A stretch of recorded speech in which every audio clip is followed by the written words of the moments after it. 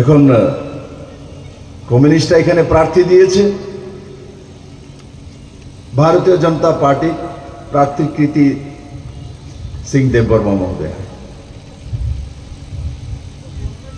কমিউনিস্টের কি দুর্দশা,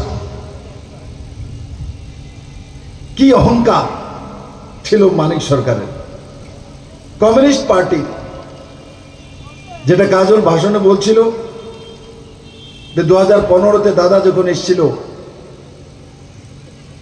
আমরা দাদার সামনে 100 জন লোক করতে পারছিলাম না।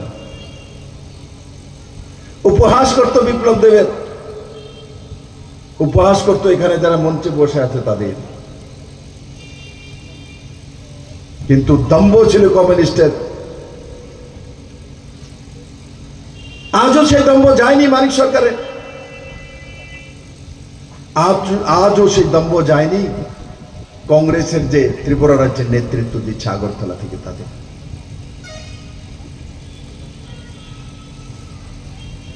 আর তাদের দম্ভের কারণে ত্রিপুরা লোকসান হয়েছে। তারা সত্তাসীন ছিল, ত্রিপুরার মানুষের জন্য কোনো কিছু করেনি কোনোদিন। কমিউনিস্ট পার্টির বাইরে কিছু চিন্তাই করতে পারে না। চন্দ্র, সূর্য, গ্রহ, নক্ষত্র ও কমিউনিস্ট পার্টি অফিস থেকে আসবে। আমরা জানি সূর্য প্রকৃতির মধ্যে রয়েছে, কিন্তু কমিউনিস্টরা তা মানে না। দাম্ভিকতা, সেই দাম্ভিক কমিউনিস্ট যে 2017-18 তো প্রথম দিকে বলতো, লাস্ট ইলেকশনের আগে পর্যন্ত স্বয়ং 4 বারের মুখ্যমন্ত্রী মানিক সরকার বলতো, ত্রিপুরাতে বহু জায়গায় বলেছে যে কমিউনিস্টরা আরো 100 বছর থাকবে।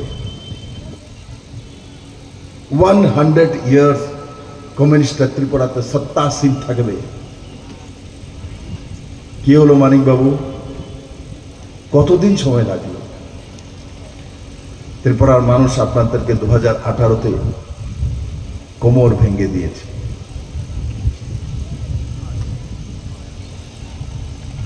এখন কংগ্রেস আর কমিউনিস্ট এক জায়গায়।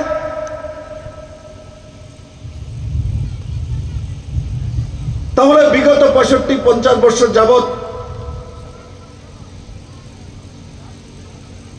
বাগবাসায় হোক, ধর্মনগরে হোক, পানিসাগরে হোক, যুবরাজনগরে হোক, কাঞ্চনপুর হোক,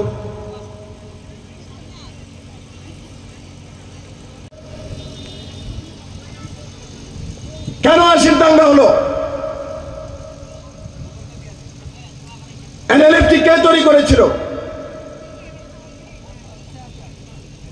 এনটিটিএফ কার যারা তৈরি হয়েছিল? আমরা ত্রিপুরার মানুষ জানি রাজনৈতিক মদত পোস্ট ছিল এনএলএফটি। 1980 থেকে 2005 পর্যন্ত ইনসার্জেন্সি, বাড়িঘর জ্বালানো,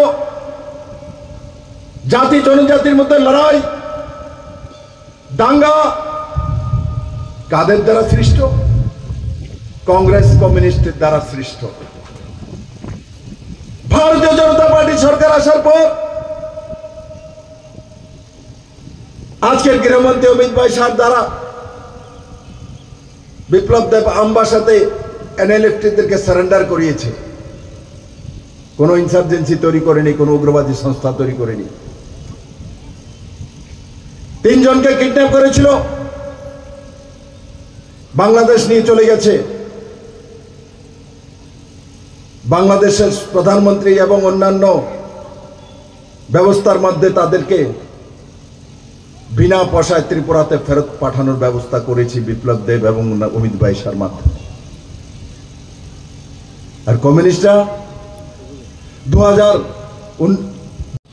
যদি জিবি হসপিটালে পেশেন্ট নিয়ে যেতে হতো সেটাও সম্ভব ছিল না, তার উপহার দিয়েছিল কংগ্রেস আর কমিউনিস্টরা। আমার সঙ্গে পশ্চিমী আসনে প্রার্থী কংগ্রেসের হাত চিহ্নেতে মানিক সরকার কালকে ভোট দিয়েছেন।